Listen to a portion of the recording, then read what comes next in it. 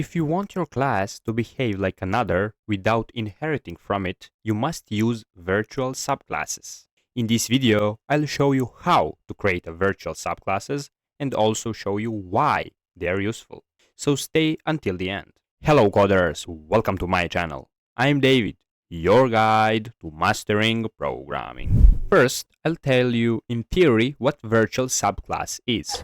Virtual subclass is a way of implicitly telling your code that one class confirms the interface of the parent class, but that parent class has to be ABC class. For example, if I have a class A and class B,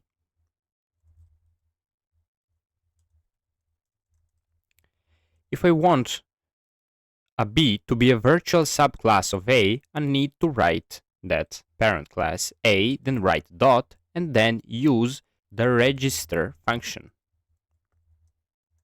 And in the register function, pass what you want to register to this parent class. I want my B to be registered to A, which means I want B to be a virtual subclass of A. But as you can see, there's some yellow outline.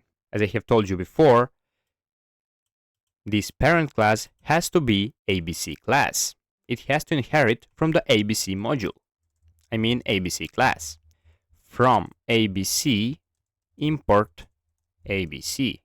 And now, when A inherits from the ABC class, there is no yellow outline here. And if I write, for example, object to be B, and to show you that this B is indeed a virtual subclass of A, I'll write is instance and check if this object is instance of A. How this is instance function works, it checks if this object is an instance of this object or if this object is a child of this object. Since A is a parent class of B, then this object is indeed a child of this A. Now when I run this, you will see that this will print me true. As you can see, true is printed. You are probably wondering now, why would you ever create a virtual subclass since it doesn't provide any visible benefits at first? But for example, if I want to create my own iterable class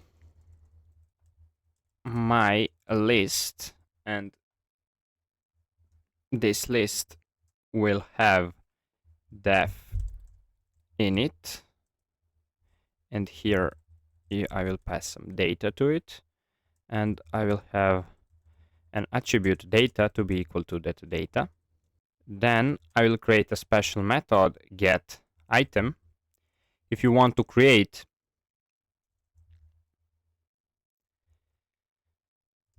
your own iterable, you have to have this get item special method. And this will return self.data, then these square braces, and here pass item. Here should be index. It has more sense. And the last function, special method to be precise, is len. This will return the length of this iterable, len of self.data. Now I have this my list, but I want to tell other users that this list actually confirms the interface of a sequence. Why? Because it actually has get item, which is needed to be a sequence, and it also has a len function that will return the length of a sequence. So in order to do that, to tell other programmers that my list actually has all those features, I can inherit from collections.abc. First, I need to import from collections.abc sequence. Collections.abc is a module in Python that contains abstract base classes for container and iterable types, such as lists, iterators, sequence, etc. Now, I will tell that this sequence, that this my class is actually a virtual subclass of this sequence,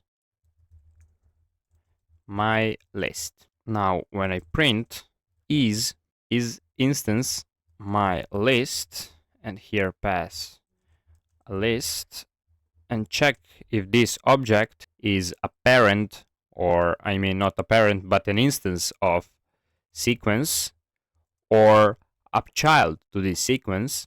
This will return me true. When I run this code, as you can see, it prints true.